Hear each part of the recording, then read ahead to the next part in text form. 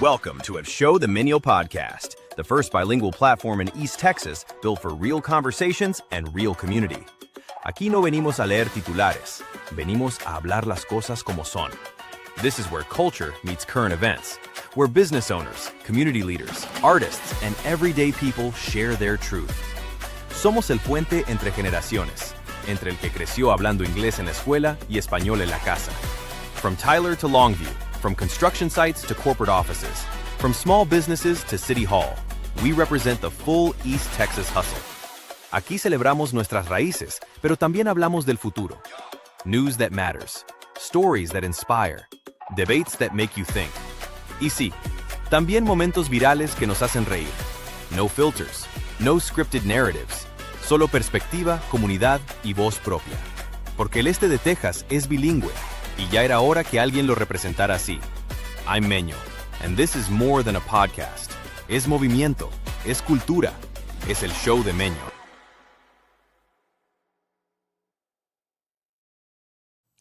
Muy buenas noches y bienvenidos a este podcast, el Show de Meño. Le damos la bienvenida a usted, lo invitamos a que compartan el día de hoy. Esta plataforma no es para influenciar, sino es para informar. Y el día de hoy tenemos a uno de los candidatos para lo que es alcalde de la ciudad de Tyler, Texas.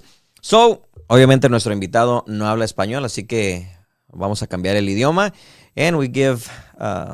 First of all, a warm welcome, Stuart Hene, who is running for mayor for Tyler, Texas. That is correct. Thank you for having me. Appreciate the opportunity to be here this evening. So Stuart, let's start from the basics. Let's get to know Stuart. Who is Stuart? Where are you from? You know, where'd you go to school and all that good stuff for people to really get to know you. Sure. So I am a native Tylerite. I was born in Houston, but only lived in Houston for 2 years. So if you ask me what it was like in Houston, couldn't tell you, don't remember. So I've been in Tyler my entire life. Grew up here, went preschool through high school here, graduated from what was then called Robert E. Lee in 2001. I then went to Baylor University, got my undergrad in political science at Baylor. Worked at the Texas Capitol for about a year. Did an internship and then worked there full-time after the internship. So was there for about a year and a half. And then went to law school in Oklahoma City in 2006. And after living a couple different places during law school and studying for the bar exam, realized Tyler is the place to be. Tyler is the place to live. Tyler is the place to raise a family, and I knew I wanted to come back here. And so in 2009, I made the decision to move back to Tyler, and I've been here ever since, and I've been practicing law here since then. Now, probably the younger generation believes they need to get out of Tyler, Texas, and they dream to get out, and that's crazy because I think we all believe that. I grew up in a small town, and I thought, and everybody thought, you know, hey, as soon as we graduate high school, we're going to do bigger and better things, and we're out of this small town. And then you kind of realize once you have family and kids especially that maybe that small town or that city you grew up in is not really as bad as you think, and you end up coming back home. You're exactly right. When I was in high school, my group of friends and I, we said that exact same thing. There was probably 65,000 people or so here when I was in high school, and we all made that comment. We're like, there is nothing for us to do here. And we're going to go to Dallas. We're going to go to Houston, you know, wherever. And you're exactly right. Once you experience other places, it then dawns on you, oh my gosh, Tyler's a special place. And it is the great place to raise a family, have kids, settle down. But there's so much more to Tyler than just that. And so it's been great. It's been an honor being back.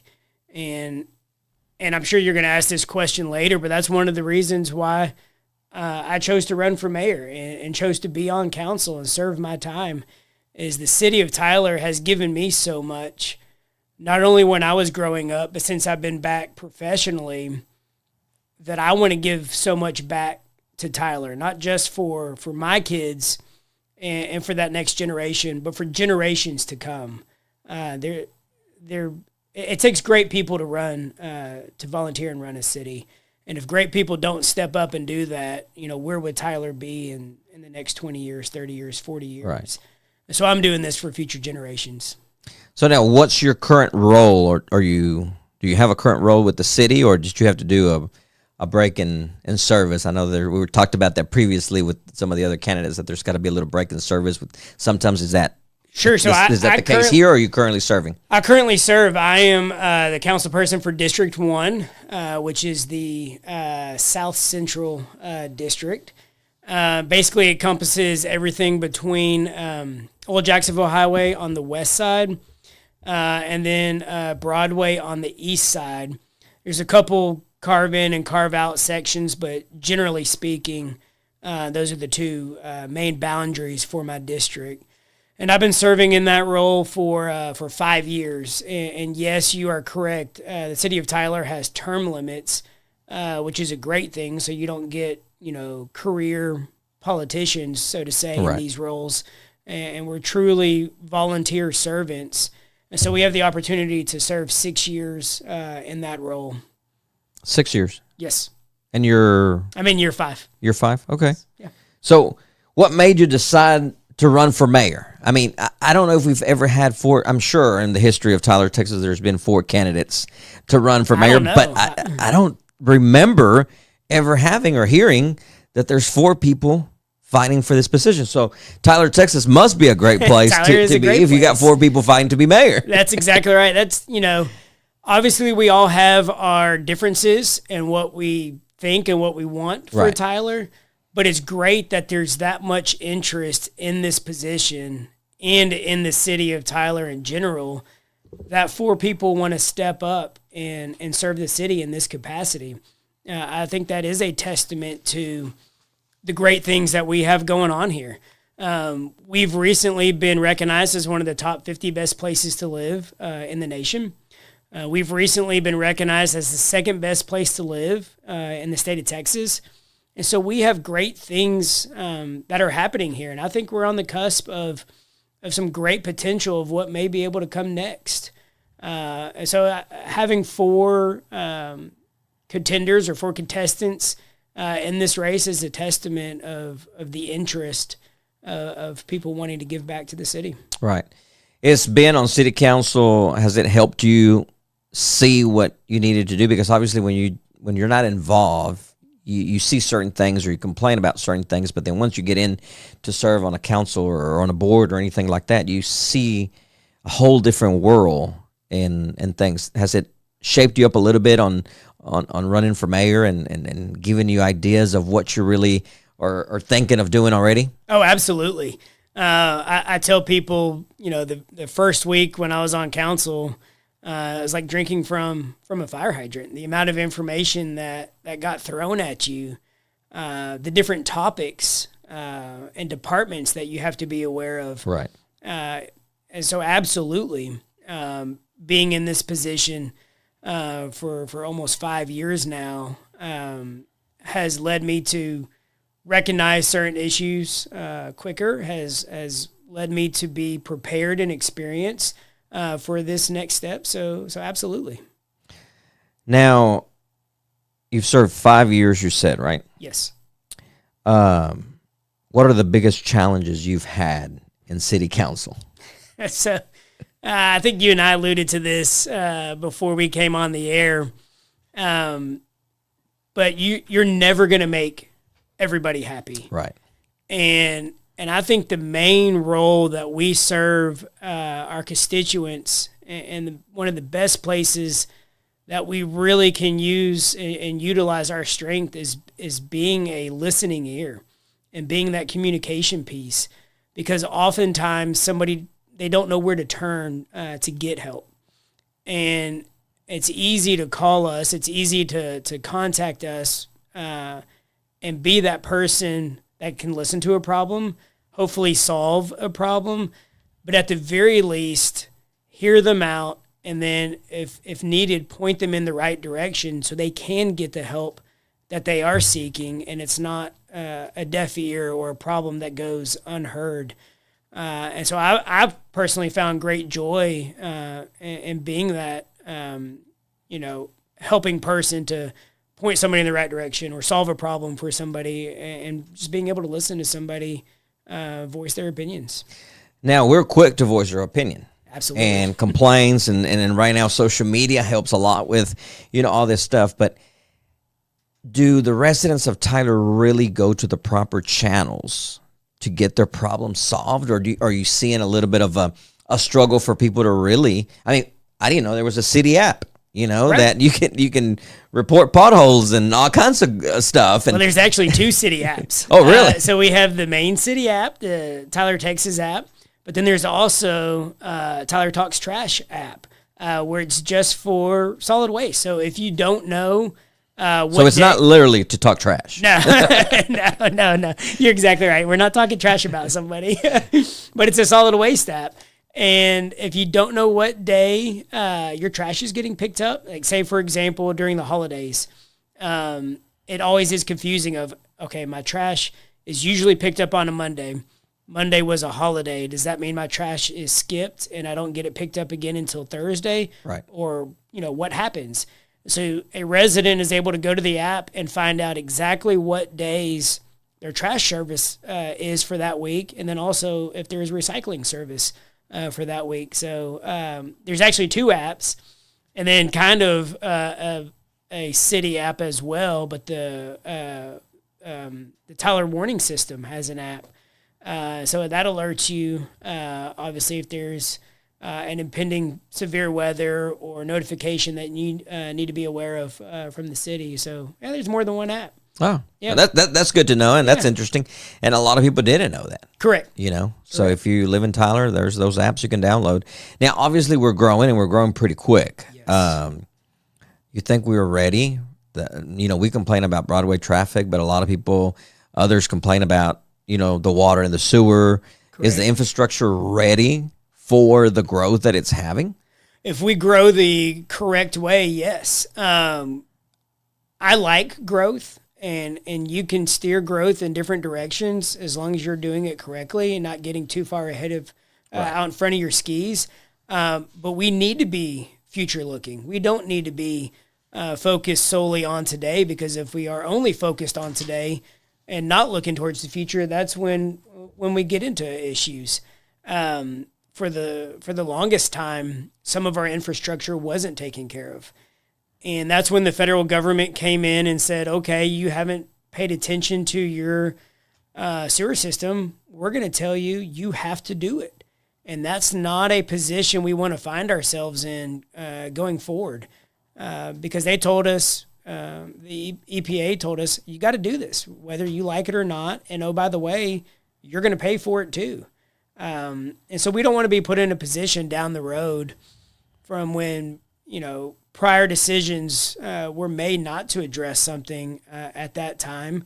We want to address these issues head on. We want to prepare for our future. It's estimated that Tyler's going to grow of about 2,000 people each year for the next 20 years. Oh, wow. And so you're looking at, we have about 110 or so thousand people here. And so, we could be closer to 130, maybe even 135,000. If it's, on the high end of that curve, maybe 140,000 people 20 years from now. And so planning for that isn't just, okay, what do we need to do for tomorrow? It's what do we need to do for 10 years down the road, 15 years down the road, 20 years down the road? How do we plan for this amount of growth? How do we plan for this amount of people wanting to live here? And so rough numbers, it's looking at roughly 200 different residential units each year. Some of that may be single family. Some of that may be multifamily. Some of it may be, like a duplex. But it's planning for that growth now instead of waiting for when it's going to be here on our doorstep. Are you looking at ideas already if you become the next mayor, or how much involvement in that does a mayor have? Because I think sometimes we're confused on exactly what a mayor has on his plate, or the responsibility or the power that he has to accomplish. And I think we like to blame a lot of the stuff on whoever we see up front, in the front line, and usually that may be the mayor. So, hey, just blame the mayor for it, You're exactly right. I tell people, it's easy, like you said, front lines. It's easy for somebody to pick up the phone and call me. My contact information is on the website. And so it's very easy for me to be accessible. And I want to be accessible. It's easier for somebody to reach out to us than, say, somebody in Washington, D.C. who serves multiple counties or an entire state. We serve one section of the city. There are 6 council members that make up our council plus the mayor.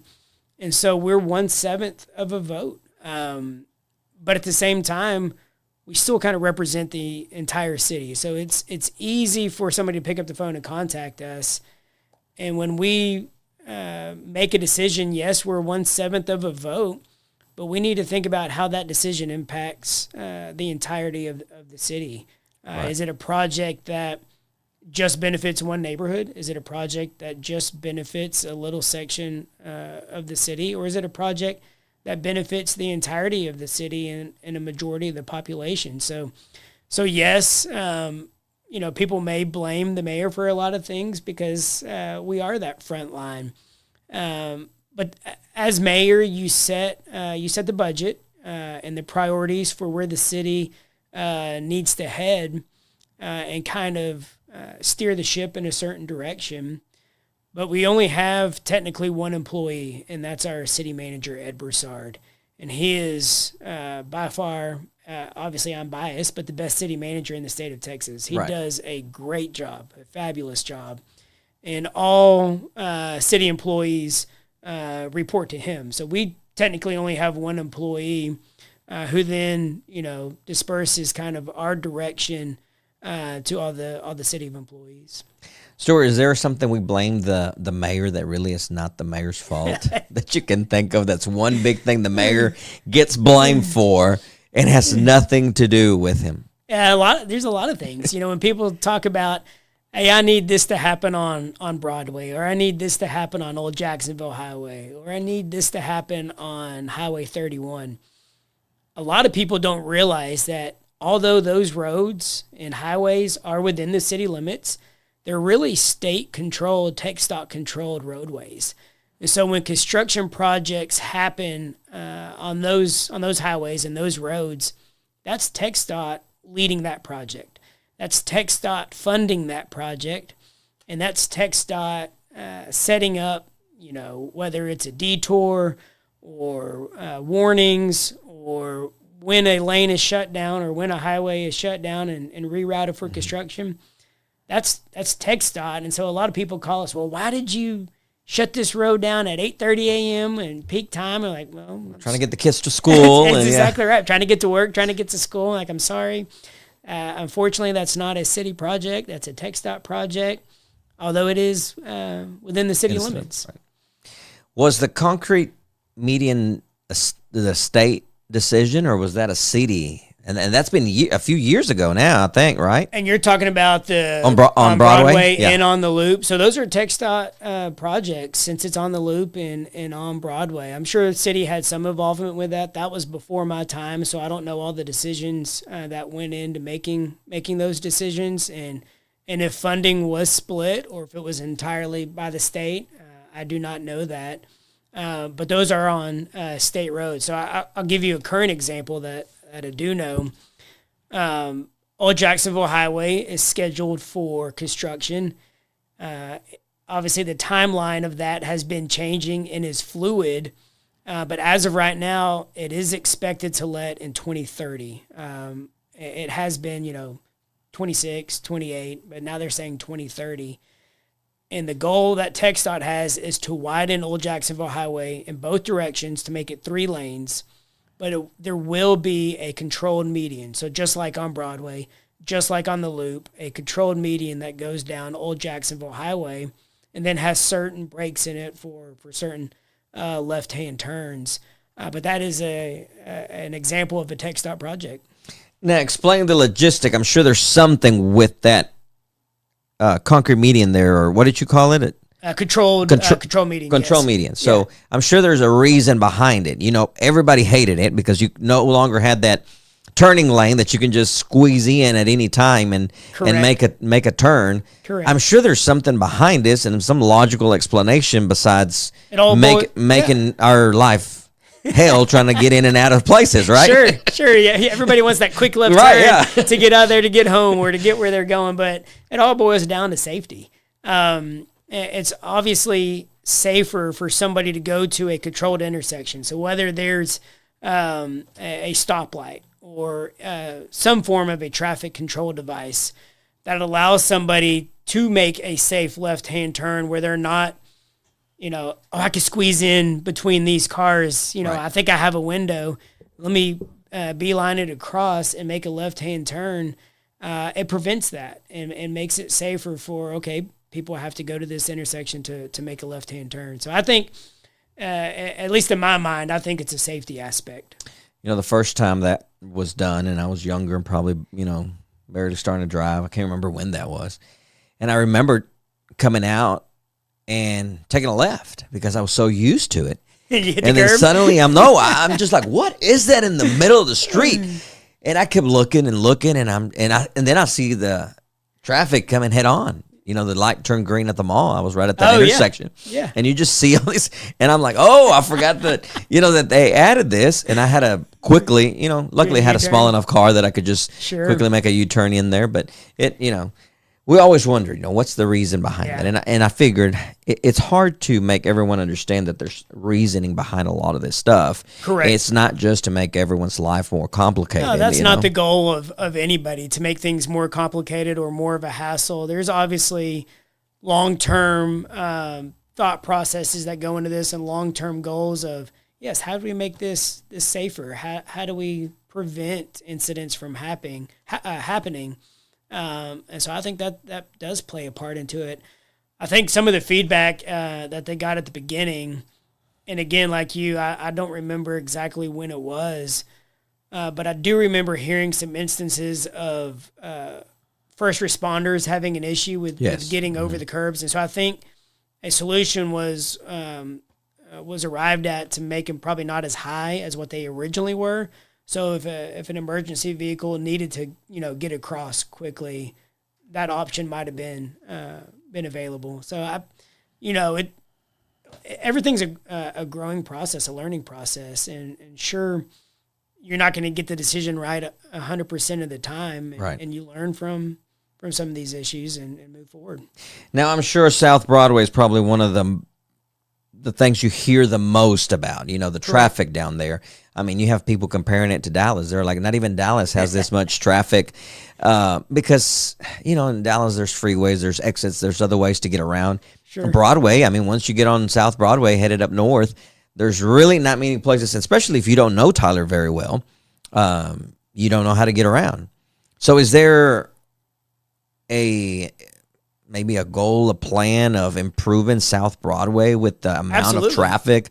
Are we ready to build overpasses? Are we ready to build, that's what everybody's like, they just need an overpass over here and an overpass over there. Are we ready for that? Do you think that's where Tyler will end up being, a miniature metroplex? We are the metroplex in East Texas. We are the metroplex of East Texas. We're the hub for all of East Texas. I don't think we'll be a metroplex like Dallas is. I don't think we'll see overpasses on Broadway. Again, that goes back to the point of it's a TxDOT controlled highway, so they make that decision. And I think if you start doing a bunch of overpasses down Broadway, you then start bypassing a lot of businesses. And there's a reason why Broadway has a lot of traffic. There's a lot of people coming in to shop at these stores, eat at these restaurants, and that's a good thing for the city of Tyler. I wouldn't want it the other way, where we're talking about, well, nobody's coming to Tyler, nobody's eating at our restaurants, nobody's shopping at our stores, nobody's seeking medical help here in the medical hub of East Texas. And so it's a good issue that we have. It's a good issue to be talking about, but there are solutions. As a council, we are looking at alternative ways to alleviate some of that north-south traffic on Broadway. Like you alluded to, there's a lot of traffic that is purely pass-through traffic that's going from South Tyler to maybe downtown, or maybe even, through Tyler to Lindale. And so we want alternative options of travel. Obviously, you could take the loop around. You could take Loop 49 around.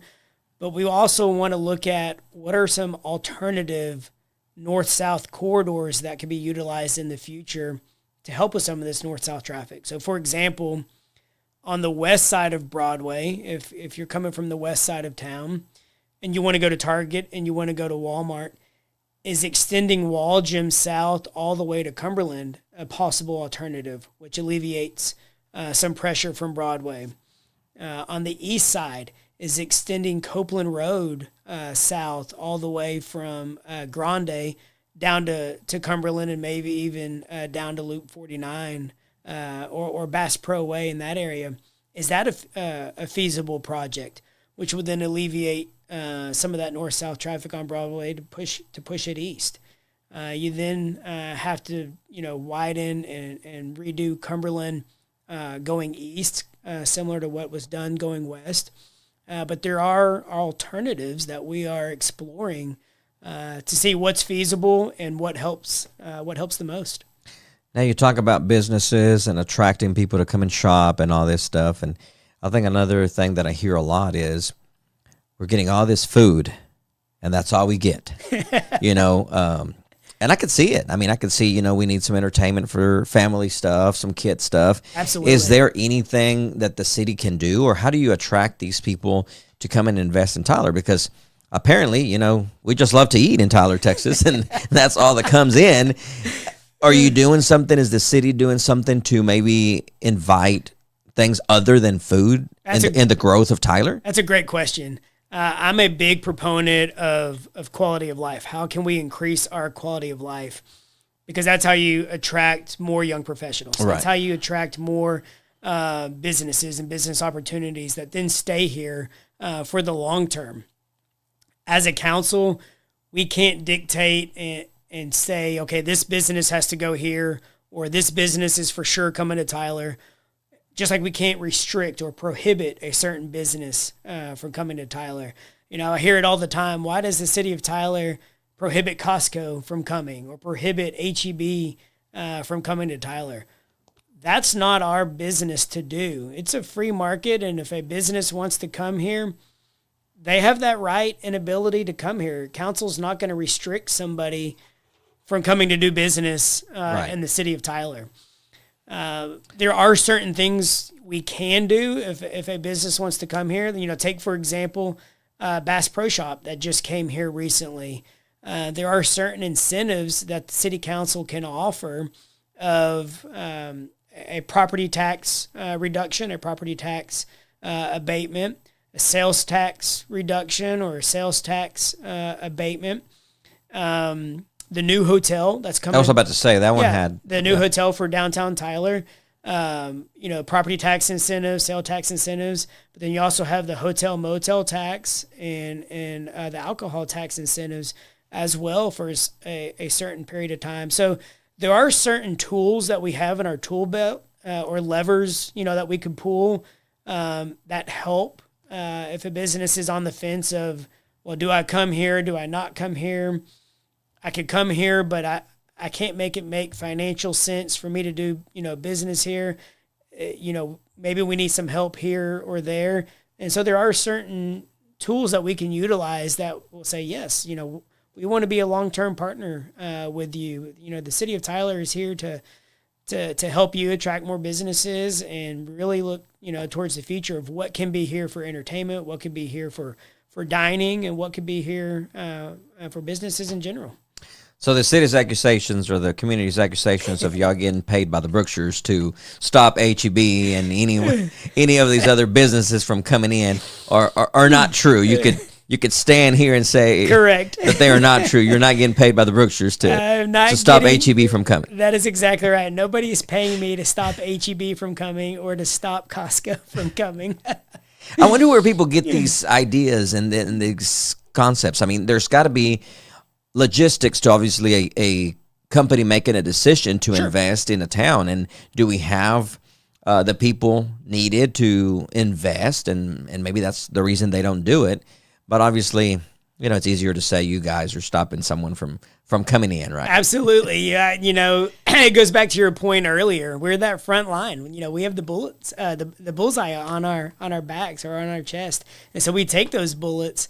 But we know that going into this, position, going into the roles that we serve. And so that's okay. But at the same time, I want to offer, the facts and the information out there to correct the misinformation. You see a lot of that on social media and a lot of social media warriors. And so there's a lot of misinformation out there, but the city of Tyler is not paying us. Brookshire's is not paying us to prohibit H-E-B from coming here or Costco from coming here. So yeah. Yeah, I'm sure you've heard that before, right? Absolutely. Yes. Do you think that we have a pretty good balance of the quality of life here in Tyler in East Texas? I think we have gotten to the point where it's getting there. Absolutely. I think the focus the past couple of years has been a turn to what does our quality of life look like here? When you look at different polling data and survey data, not only is it from the residents that have lived here long term, but all of these new residents that are coming from DFW, that are coming from Austin, or that are coming from Houston, they consistently rank high as their priorities, not just traffic, but quality of life. I want a high quality of life, not just for me, but for my family. And so that means, all right, we need to have the appropriate amount of green space and amenities for these families.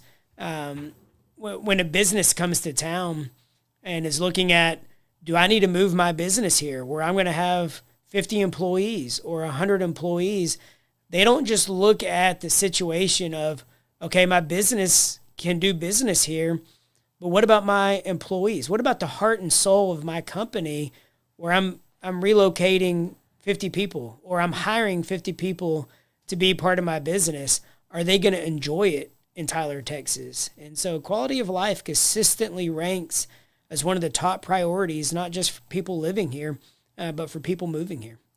Do you see someone, if you become the next mayor of Tyler, Texas, do you see a business? Do you see an organization? Do you see a good partnership that you would be interested on figuring out how the city of Tyler could bring those on board for the well-being of the residents? So clarify your question a little bit when you say be a partner with to bring on board. Just to come into the city, to invest as a new business or mainly businesses. Is there someone that you see would be an awesome fit for the city? Oh, I would love it. I mean, me personally, I would love it if a Topgolf was here. Okay. Or some kind of similarity of that type of amenity, whether it's a Topgolf or a similar type brand or, Tiger Woods' putt-putt course is Pop Strokes, something like that, where it's an outdoor venue that attracts families, not just, to maybe play around a putt-putt, but that also has different amenities throughout that venue where there's different options for families to do. So me personally, I would love something like that. Obviously, I'm a little biased towards golf. I play a lot of golf, but is there anyone interested already? Is there any businesses that have reached out that are looking into that you can share? And obviously, I don't want to get you in trouble either on any other information, but is there anyone that you could share with us that maybe we're looking forward to getting in town? Well, at one point, and I don't think I haven't signed any non-disclosure agreement, and I'm not aware of one, whether it exists or not. But at one point, Topgolf was interested in the Tyler market, and I don't know how much you know about Topgolf, but at the time when they were interested, Callaway Brands owned Topgolf. Okay, and they were having, I believe, some financial difficulties where the entirety of the brand needed. I don't know if they went through a bankruptcy or if they went through just rebranding or something, but I believe Topgolf was spun off from the Callaway brand itself, and so now they're back to being, their own entity or independent entity, separate from Callaway. And so when that happened, I kind of put a pause on what new projects they could do. and I'm hoping now that they have spun themselves off of Callaway, it renews their interest in doing new projects, and they look back at the Tyler market. But at one point in time, they were interested in looking at the Tyler market. And I'm sure if Stuart Hene becomes the next mayor, you'd probably call and say, hey, we need a Topgolf in here. Ring, ring. Hello, Topgolf. This is Tyler, Texas. So obviously with the growth of the city, along come public safety concerns and everything. And I know you're a big Absolutely. supporter of the first responders, and you've always, stood behind them. Is there something 100%. that there's a challenge on, or something that, you're preparing for with this growth Sure. of Tyler? I mean, I'm sure you got a plan on that too, right? Very good question. So let me start off by saying you're exactly right. I am a big proponent, big advocate for our entire civil service department. So our police department and our fire department. They are top notch. They are exceptional at what they do and the level of service that they bring to our citizens.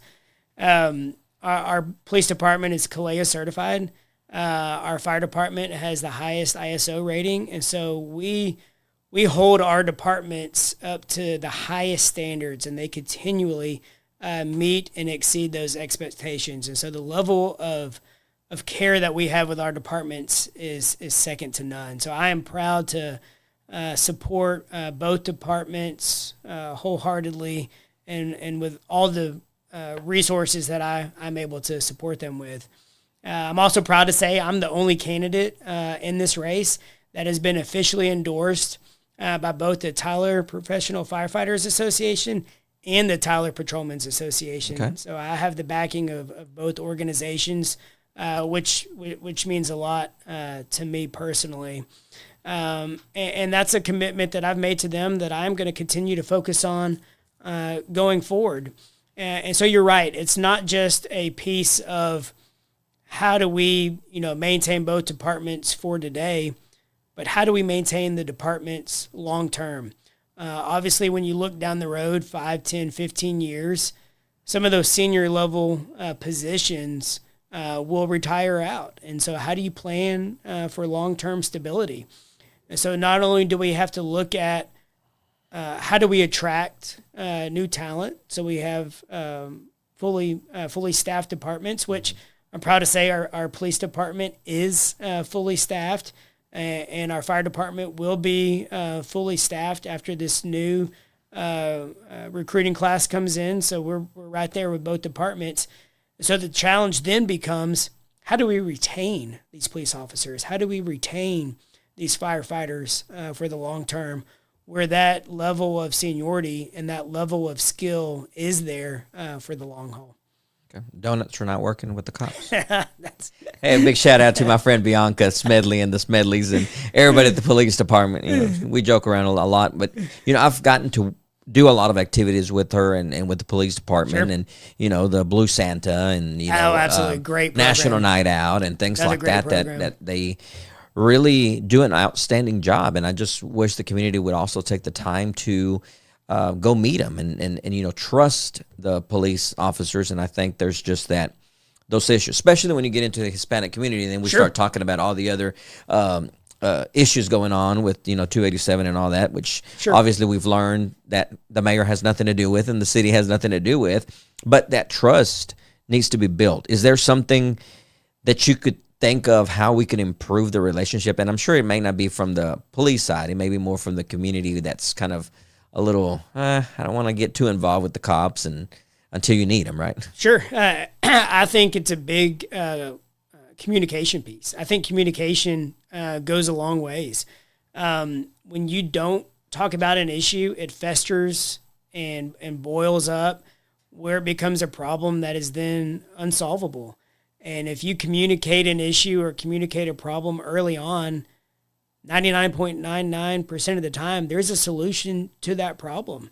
And if you don't communicate with somebody, then the issue's not going to get worked out. And so I think communication goes a long ways, and that's from everybody, not just one particular side or the other. And so I think a communication piece plays a big role in that.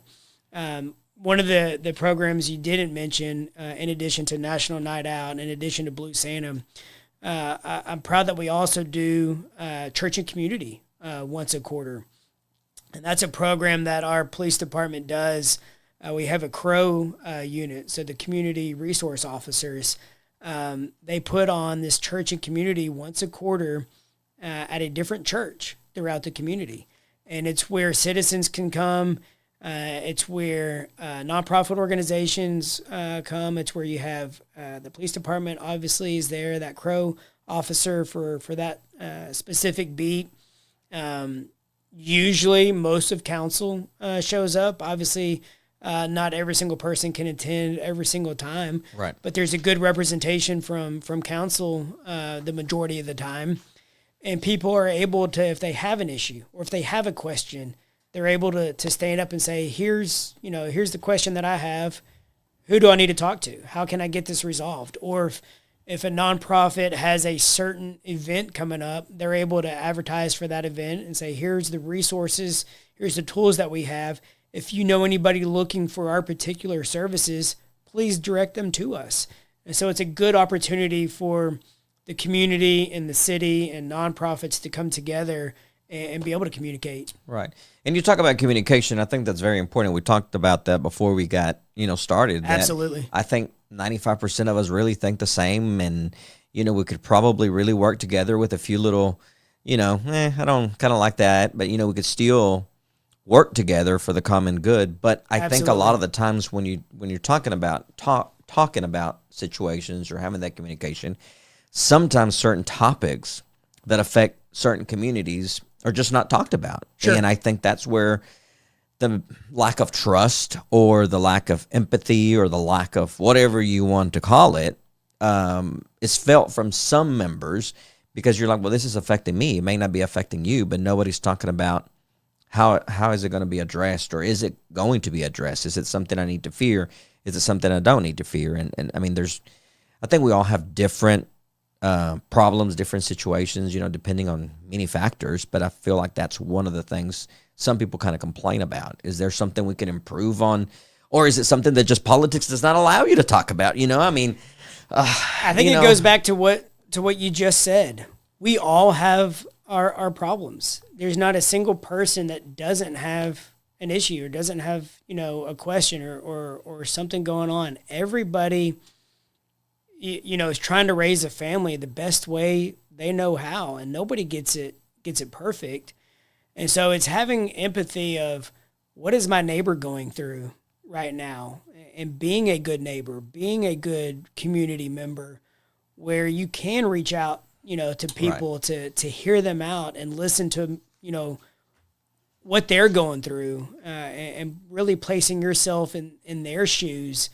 Because I think as a society as a whole right now, we aren't being good neighbors to each other. And I don't think we really even know our neighbors. Correct. I grew up in a time where you could leave your garage door up all day. And if you forgot to lower it at night, it's okay. You have a neighbor that's going to call you and say, hey, I noticed your garage door was still up.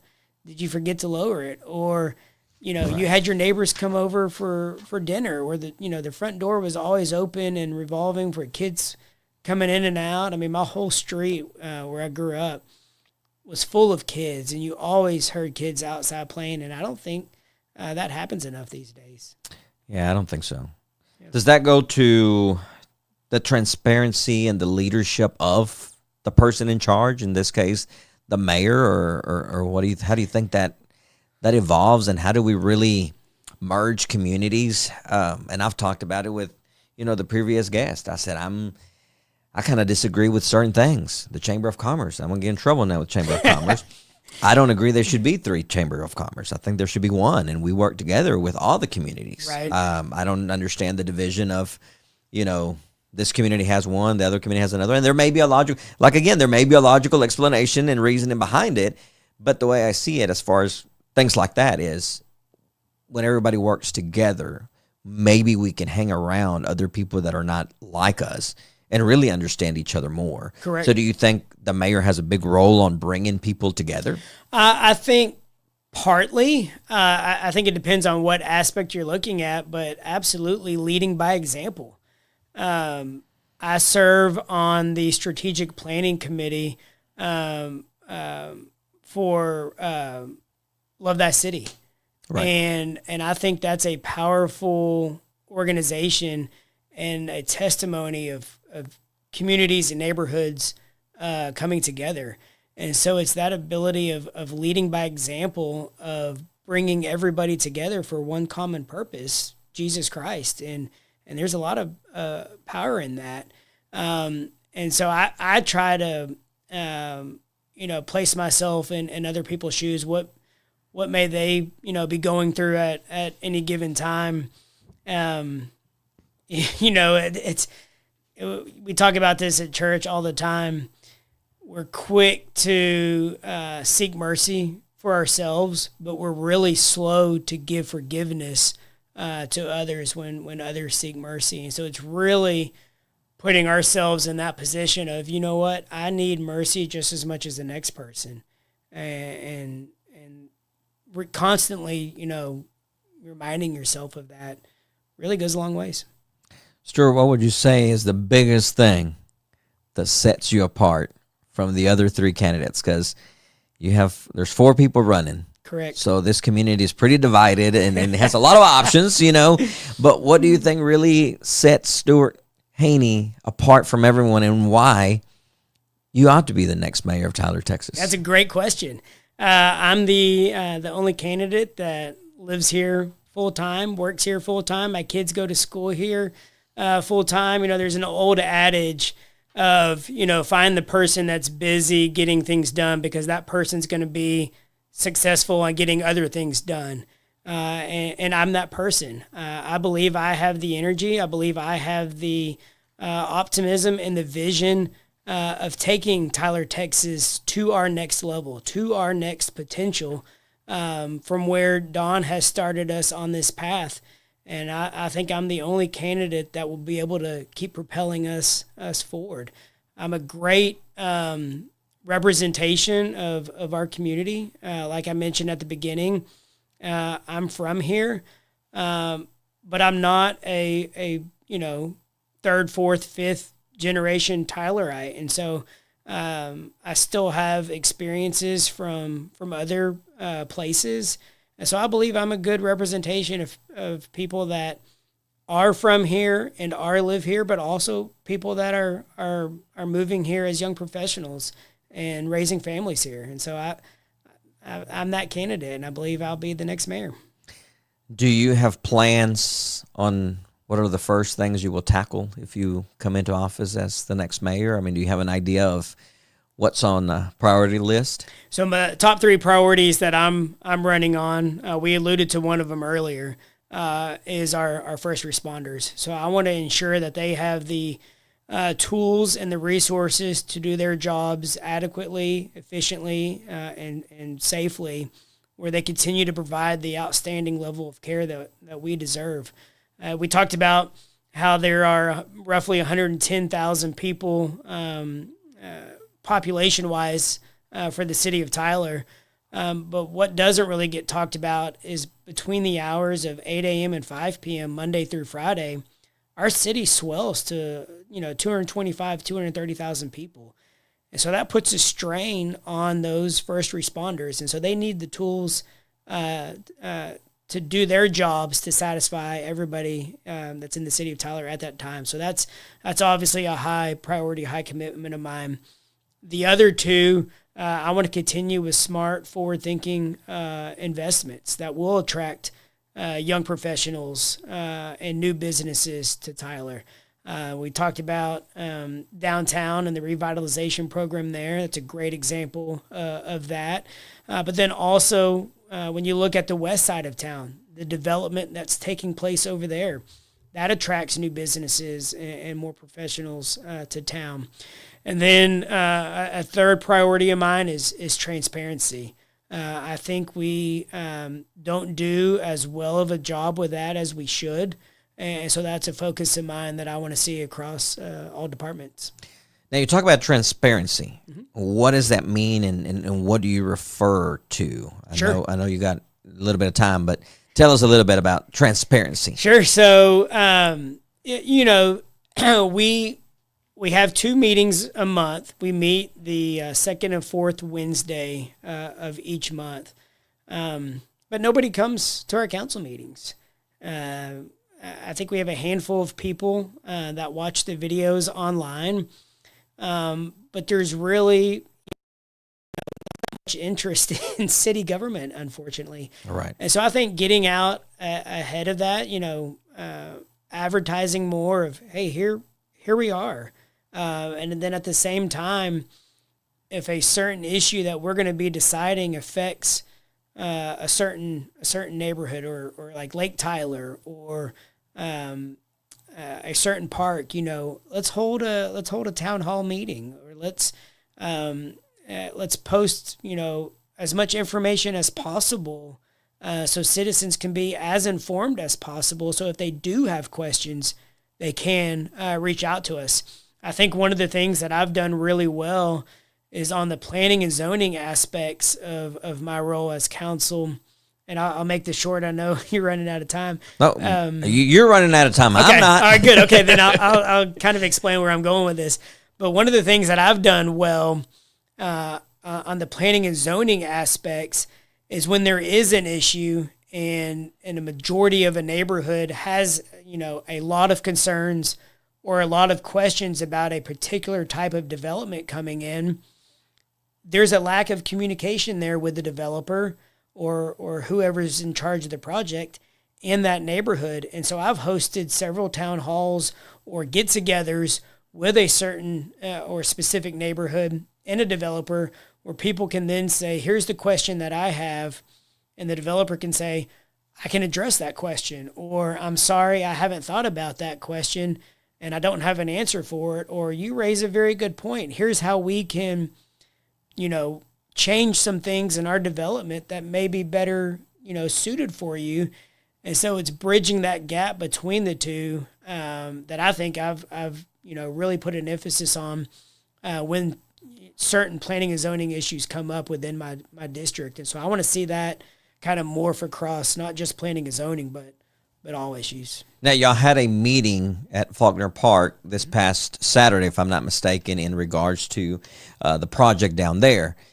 How was the turnout? Did people get involved in that, or did you attend? Or? Unfortunately, I was out of town Saturday, so I was not able to attend, and I have not gotten my report on how many people showed up to that yet. But I do know there is a lot of interest in Faulkner Park right now, because that is one of the main parks, especially for District 1, especially for my district. Technically, we have more than one park because the Legacy Trail System goes through District 1. But when you talk about an actual physical park, that is the park for District 1. And so it brings a lot. Not only does it have the park aspect, but it also obviously has all the baseball and softball aspects to it as well. It's got a robust skate park that is always busy.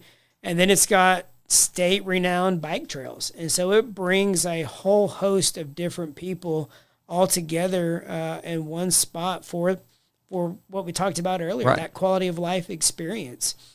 And so, yes, when you have certain things that are going to be happening around it, you want to be able to preserve certain aspects of that park, but at the same time, see how certain things can be incorporated into maybe what is being proposed. So there's some synergy there where it's not, so sectioned off where they don't all kind of fit together, because it's not just, well, this goes here and then that's it, and then this goes here and that's it, and there's barriers in between. Everything's interconnected for the entirety of the city. And so how do you coordinate one thing next to another where it fits and works together? And I think that park is great, considering the inflation or the high cost of living and, the cost of going out for entertainment, that this is an exciting place. Parents can take their kids and use the splash pad or walk the trails or go watch a game, go fishing. Yeah, there's so many stuff that you can do out there. So I'm glad that there's growth in that aspect. Absolutely. I know the mayor, Donna Warren, and I love Donna Warren, has been criticized that has been his only focus. Correct. On the parks. And that's been one of the big criticisms from other candidates that, hey, that's all Don Warren has done. He's all, but when I have kids, I'm like, well, it's nice to see the parks get, a facelift. They haven't been touched in so long. And that goes back to my point earlier of when businesses are looking at Tyler, Texas, and when residents are surveyed, that quality of life ranks at the very top every single time. And so if we aren't putting time and attention to these details into these projects, businesses are going to take their employees somewhere else. And we won't have that opportunity to attract a new business. Because, yes, they ask about certain incentives, but at the end of the day, they care about their employees. And they go, well, how's it going to benefit or how's it going to affect my employees and my families that are moving here? Because if they don't move here, there's no business for them to set up here. And so quality of life ranks at the top of everybody's list that's coming here. And that's something that I'm proud to support. All right. Stuart, I'm going to do a little break real quick because we got some questions from some viewers, but I want to thank my sponsors before we do that, and then I'll make it quick and as quick as you can so you can get to your next appointment. We have Stuart Hene tonight talking about obviously becoming the next mayor. I think he's pretty confident in himself that he will become the next mayor. Obviously, we're just sitting here giving you information so you have the tools you need to make an educated decision on who to vote. There's 4 candidates in this ballot, and let me make it clear, that is in May. It is not going on with the current elections because there is a little bit of confusion there. So the mayor election will be in May, but you can give us all that information. Let me just take a quick break. If you're building it, clearing it, fixing it, or hauling it, you don't need good enough. You need it done right. At Just Right Construction, we handle the heavy lifting, dirt work that sets a solid foundation, fencing that protects what matters, septic systems installed and repaired the right way, and dump trailer hauling when the job gets serious. Reliable, local, no shortcuts. Call Ruben today at 903-969-5275. Just Right Construction. Built right the first time. Make your next event unforgettable with Ruby's Mexican Restaurant Catering. Our fully staffed food truck brings the flavor to you, serving our famous doblados or any meal you choose. We offer a complete catering lineup perfect for corporate events, weddings, and holiday parties. Book today at events@rubysfoodtruck.com or call 903-871-7829, option 0.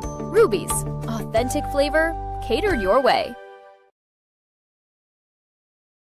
Este verano, tus hijos merecen algo más que una escuela de verano. Merecen una aventura inolvidable. Bienvenidos al campamento de The Mentoring Alliance, un lugar seguro, lleno de alegría, aprendizaje y nuevas amistades. Aquí cada día está lleno de energía, con deportes, go-karts, brincolines, juegos acuáticos, arte, manualidades y muchas sonrisas. Lo mejor, tus hijos recibirán desayuno, almuerzo y snacks todos los días y aprenderán con maestros certificados de Tyler ISD. Con estudio bíblico y tiempo de alabanza opcional, este campamento nutre el cuerpo, la mente y el corazón. Se cuentan con 3 ubicaciones en Tyler y una en White House. Becas y descuentos disponibles para familias y empleados escolares. Ven y forma parte de un verano lleno de propósito y diversión. Inscríbete hoy en thementoringalliance.com o llama al 903-593-9211. All right, so we're back with Stuart Hene. He is running for city mayor. Now, Stuart, we said something about the dates. We're getting a little confused with the current race for Justice of the Peace and all the other things. When do we vote for mayor? So the city elections in Tyler are different than the March primary elections that are going on right now. So early voting is currently taking place for the March 3rd primary, which does not include the city elections. So the city elections happen each year on May 2nd, or the first Saturday of May, which this year happens to be May 2nd. So that includes your city council positions, the mayor, it includes school board positions, and then if there are any bond elections for Tyler ISD or TJC or other entities such as that, whether it's like a emergency service district or Chapel Hill or Bull or something like that, those would be on the city ballots. And our early voting starts April 20th, runs for 2 weeks, and culminates on Election Day, which is the first Saturday of May. My wife said, I feel like I have to vote every 3 months on something. But you know what? It is very important people to get out and vote. We have such a low turnout, and it goes back to people having exhaustion of, I get mailers every day in the mail. I get 10 text messages a day. My phone rings nonstop with political advertisements, and it wears on people. And it shows when there's a lack of turnout at the polls. And so, yeah, it's tough when our election is after the March primary because there's not a large turnout. Now, you're an attorney. Correct. Is there, what kind of attorney are you? Anything and everything? Not really anything and everything, no. So I have a small law firm here in town, Stuart Hene, PLLC. I have one law partner, and then we have, between the two of us, 3 staff members. My law partner focuses on residential real estate issues, and then I kind of have a hybrid type practice where I focus on business-related issues, transactional and litigation, some property litigation, and some general commercial litigation, but still maintain my law firm. Thankfully, since I am my own boss, I kind of set my own schedule, and so I have a lot of early mornings and a lot of late nights where I can focus on some of the city issues during the day. But I'm flexible enough with my schedule where I'm able to do that. And I like that. I like having that option. And that's something I love doing. A lot of people don't know this. But I'm sure you're running for mayor because you're going to make more money correct. Being the city mayor. Because it pays so much. Than being an attorney, correct? I mean, why else would you run for mayor? I'm sure you don't want more stress for free, do you? Oh, I love stress. So how many millions do you make for being Tyler's next mayor? And that was going to be my very next point. So you did great reading my mind. City council positions and the mayor position are non-paid positions in the city of Tyler. And it's funny, if you Google Mayor Warren's name on Wikipedia, it comes up with his mayor salary. And wow. And it's funny, we laugh at that. We're like, where do they get this information? And why do they just randomly put a number on Wikipedia? Because that's not the case at all. Our city is set up where it's 100% volunteering, 100% service. And you could tell the people that are doing it for the right reasons compared to the people that have self-serving interest.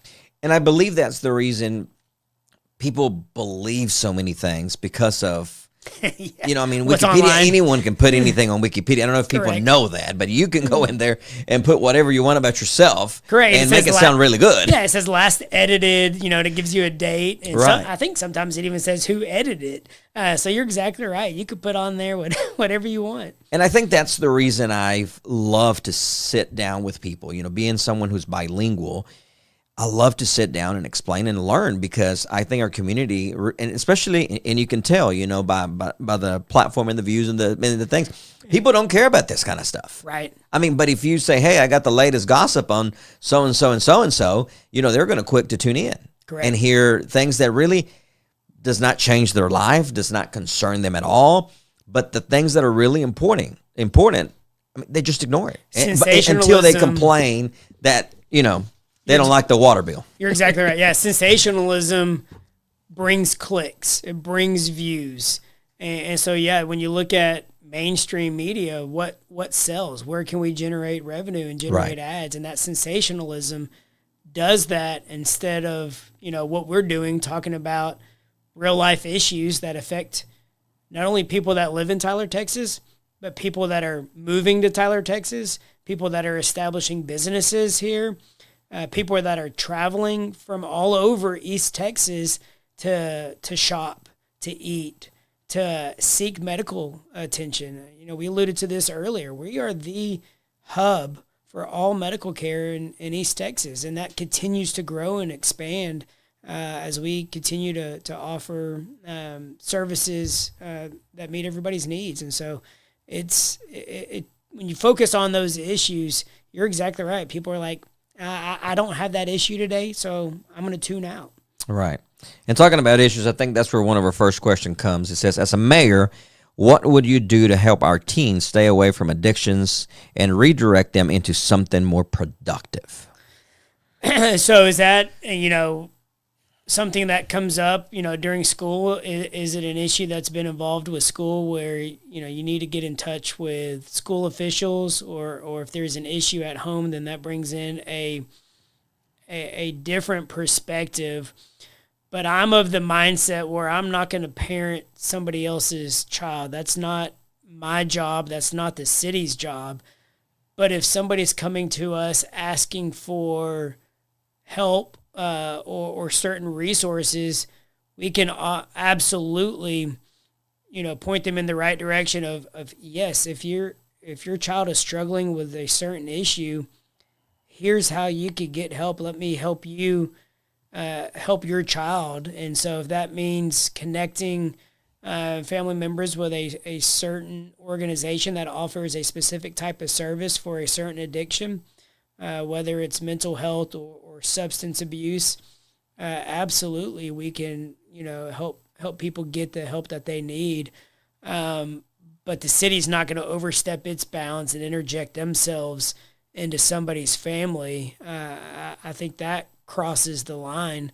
But if somebody comes to the city looking for help, we're not going to, turn a cold shoulder. We're going to. Are those resources available? And is there a department or a place that a person can go to the city and say, hey, here's my problem.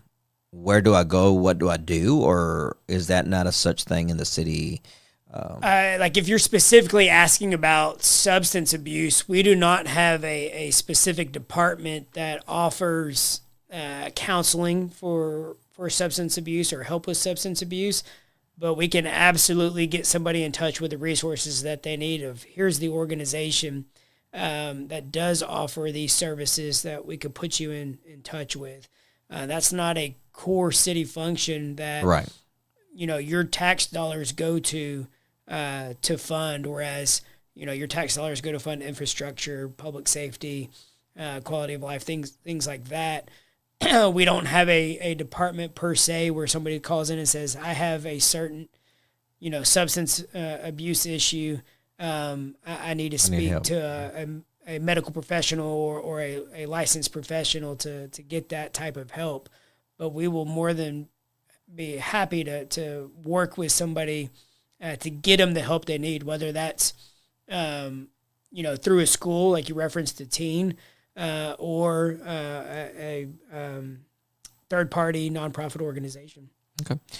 It says, would you be open to listening to ideas of creating workshops for teens to teach them simple life skills? Oh, absolutely. I think there's a lot of opportunities for internship type roles where you can do that, where you can, partner with Tyler Independent School District or any of the private schools here in town, or TJC or UT Tyler.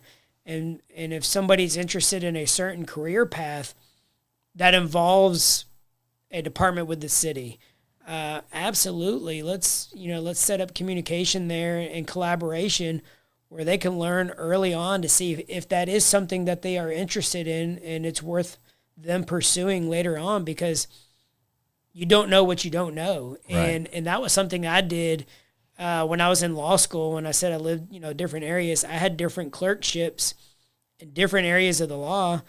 And one of the clerkships that I had was actually here in Smith County at the courthouse. I was the law clerk for all of the court-appointed criminal defense attorneys.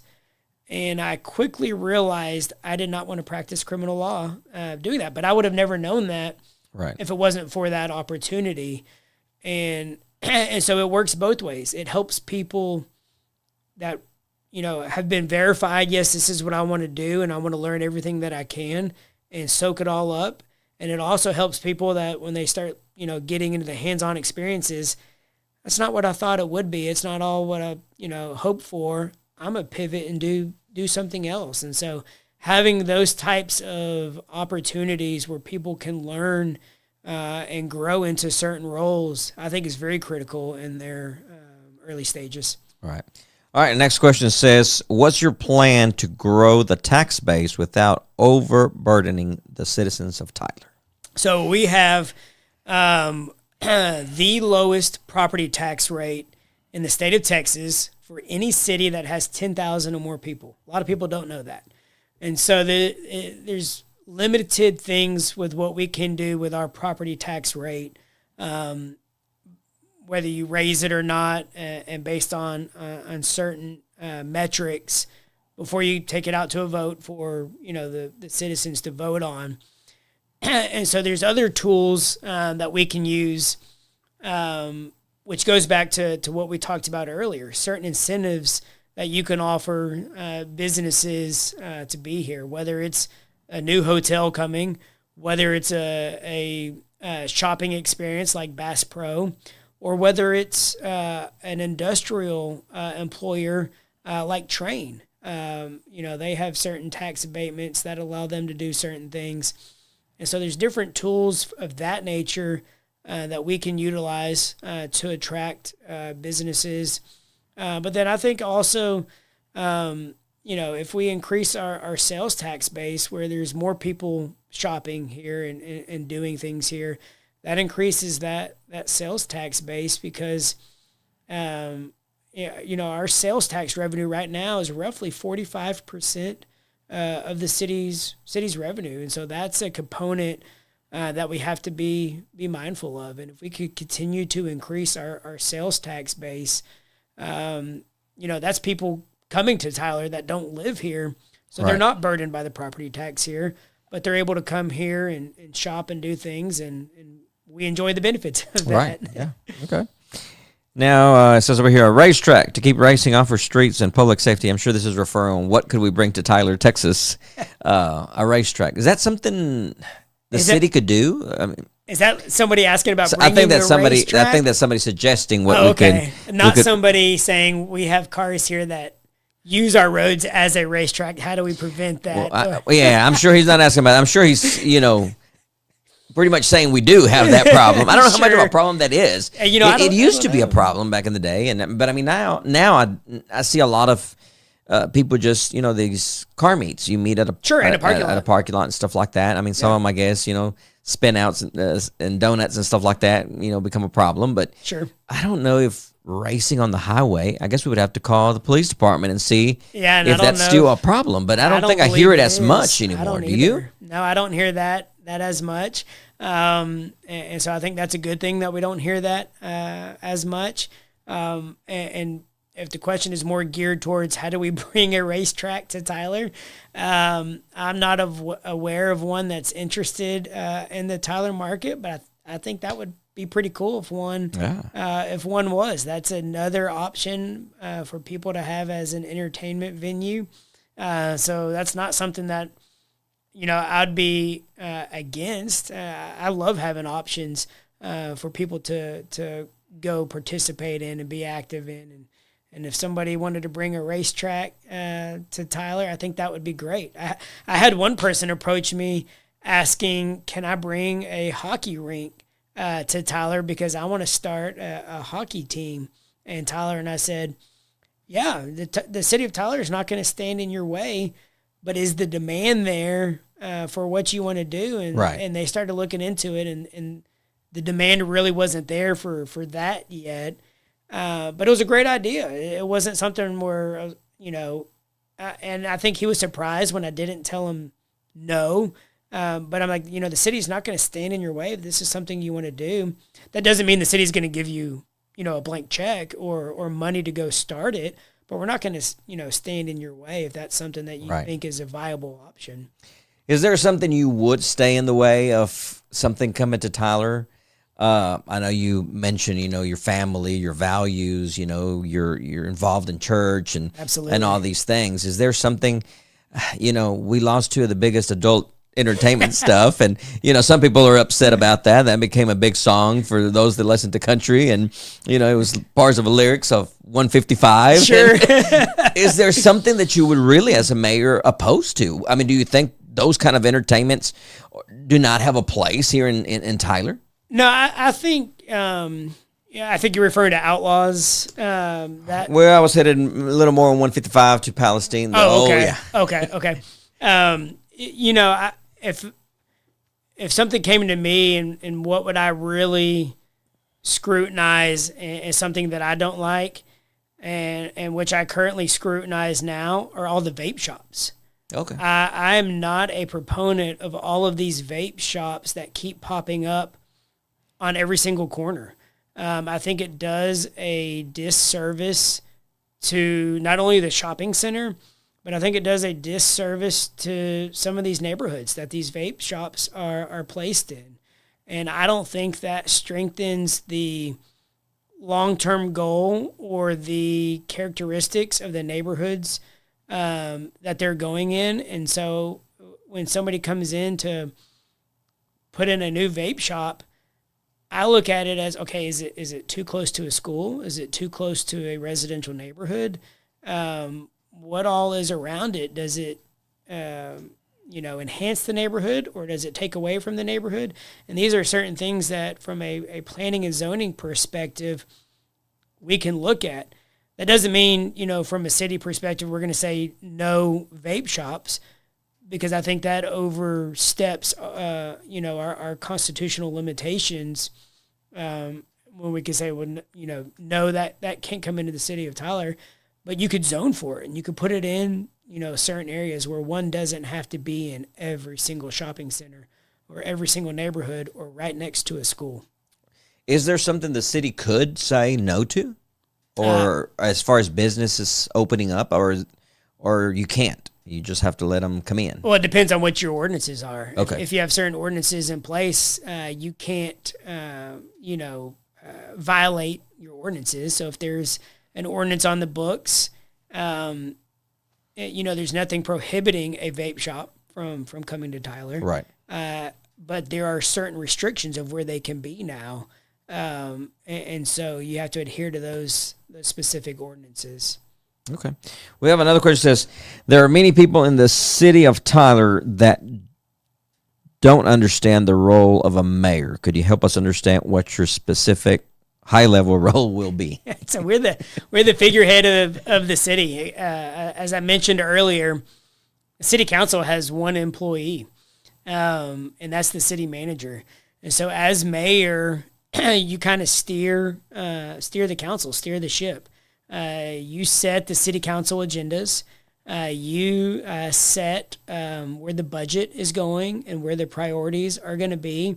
And then obviously everybody on council kind of fills in their ideas and fills in the gaps.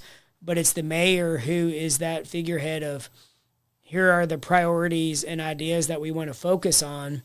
And then is the ceremonial figurehead of the city as well. So it's kind of a multiple hat job. Right. Then you get that $1 million check at the end of the year, and you retire happily after that, right? Right off into the sunset.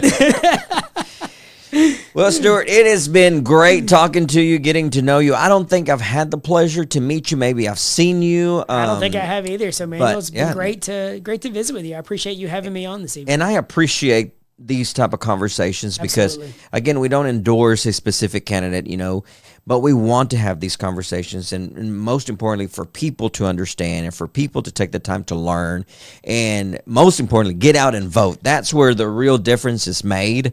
We can complain all day long. We can do rallies. We can protest. We can do all kinds of stuff. Correct. But at the end of the day, it's getting out and voting that makes a difference. And no matter who you vote for, you're what exactly political right. party you vote for either, whatever is important to you, not to your neighbor. I know we have to think as a community, but I think at the end of the day, your first priority is yourself and your family. Make a decision for them, and then a common decision for the entire community. But if we don't get out and vote, we can't make that change, right? Well, and it goes to the part of, being accessible and being accountable. And, when people have questions, we're here to answer questions. I don't block anybody on social media. And so people are free to reach out to me, contact me, see what I post, whether they agree with it or not. And I'm easily accessible. So I welcome these opportunities to visit with people and people that I haven't had the opportunity to meet in person before, because you're exactly right. Having more information out there allows people to make better informed choices that benefit the community as a whole. Stuart, this is the spot where we finish, but it gives you the opportunity of talking to those voters who are undecided, talking to the voters who do not know anything about mayors and their options or anything like that, and tell them why you're the best candidate, why they need to trust Stuart Hene to become the next mayor of Tyler, Texas. So this is your chance to convince the voters, and maybe we'll get one or two out of this podcast. I appreciate that. As I mentioned earlier, I live here full time. I work here full time. My kids go to school here. I am fully invested in our community, and I want to see our community thrive, not just today and tomorrow, but for my kids and future generations. And it takes somebody willing to step up and make that happen, to see where Tyler can be and how Tyler can reach its potential several decades down the road. And so that's why I'm doing it. And I laid out my top 3 priorities, and I believe I'm the only candidate that has that vision, that has that drive, and has that message of propelling us to focus on our future and where we can be down the road. And this is, again, November 2nd? May 2nd. May 2nd, excuse me, May 2nd. May 2nd is when we get out and vote for mayor, but I'm sure we're going to hear more as we get closer, and I think a lot of them, including some of the other candidates, are waiting for the current elections to end March 3rd so y'all can get in full swing and start those campaigns. Is that kind of what you're doing as well? No, I've been hitting the streets, and the amount of support that we have behind us is great, and it continues to grow, and the message continues to resonate with people, and reinforces that idea of, we're talking about what community members and voters are interested in, and we're going in, we feel like, in the right direction. And so it's an honor to get out there and talk with residents about these issues, and like you said, people that are undecided. And so I don't think there is any specific time period you have to wait to have these conversations, because people want these conversations to happen now. They want to hear answers, and they want to be able to have these conversations to feel like their voice is heard. So there's no better time than now to start having these conversations. I know you mentioned a couple of endorsements you had from people. Do you have other organizations, other people that you could mention that are putting their trust in your campaign and you becoming the next mayor that you could maybe share with the audience before we head out? Absolutely. So, I mentioned the Tyler Professional Firefighters Association. I mentioned the Tyler Patrolmen's Association, but I also have other support from civic leaders in town. And if you go to my Facebook page, we're just now starting to release some of those endorsements. The 2 recent ones that have just been released on our social media page, Sheriff Larry Smith was one, and then former Mayor Barbara Bass was one as well. And then, if you talk with Mayor Warren, I'll let you ask him who he is supporting. But we have a lot of good support behind us. I am trying to schedule an interview with Don Warren to talk about that $80,000 statue that he apparently took out of my tax dollars and that didn't purchased to sit on the square. That's kind of one of the things that has been brought up. We obviously talked with James Wynn last time about that situation, and he cleared it. He cleared it up. But I like to sit Don Warren and maybe see how his term being mayor went, and how he feels. I think it'd be exciting to talk to him as he heads out. Absolutely. Talk about his legacy and talk about what he's most proud of. I think that would be a great idea. Stuart, I really appreciate you coming out here, taking the time and talking to us and really clearing up some of the stuff, getting to know you. And I wish you the best, and maybe you'll be Tyler's next mayor. Thank you very much. I look forward to the opportunity. And then to all the audience, I remind you, take time to study the candidates, whoever you think is best fit for you. Learn about them, learn what they've accomplished, learn who they are, their values, their family, their history. That has a lot to do, and it speaks a lot about their character. So take the time before you get out and vote, not only for the mayor race, but also for any of the other candidates. Make sure your values are represented in each one of those candidates. And most importantly, don't stay home. Get out and vote, because the vote does count. Absolutely. Appreciate you. If you're building it, clearing it, fixing it, or hauling it, you don't need good enough. You need it done right. At Just Right Construction, we handle the heavy lifting, dirt work that sets a solid foundation, fencing that protects what matters, septic systems installed and repaired the right way, and dump trailer hauling when the job gets serious. Reliable, local, no shortcuts. Call Ruben today at 903-969-5275. Just Right Construction. Built right the first time. Make your next event unforgettable with Ruby's Mexican Restaurant Catering. Our fully staffed food truck brings the flavor to you, serving our famous doblados or any meal you choose. We offer a complete catering lineup perfect for corporate events, weddings, and holiday parties.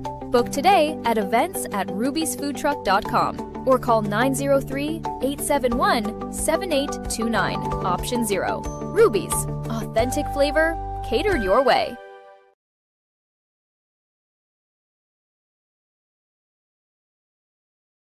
Este verano, tus hijos merecen algo más que una escuela de verano. Merecen una aventura inolvidable. Bienvenidos al campamento de The Mentoring Alliance, un lugar seguro, lleno de alegría, aprendizaje y nuevas amistades. Aquí cada día está lleno de energía, con deportes, go-karts, brincolines, juegos acuáticos, arte, manualidades y muchas sonrisas. Lo mejor, tus hijos recibirán desayuno, almuerzo y snacks todos los días y aprenderán con maestros certificados de Tyler ISD. Con estudio bíblico y tiempo de alabanza opcional, este campamento nutre el cuerpo, la mente y el corazón. Se cuentan con 3 ubicaciones en Tyler y una en White House. Becas y descuentos disponibles para familias y empleados escolares. Ven y forma parte de un verano lleno de propósito y diversión. Inscríbete hoy en thementoringalliance.com o llama al 903-593-9211.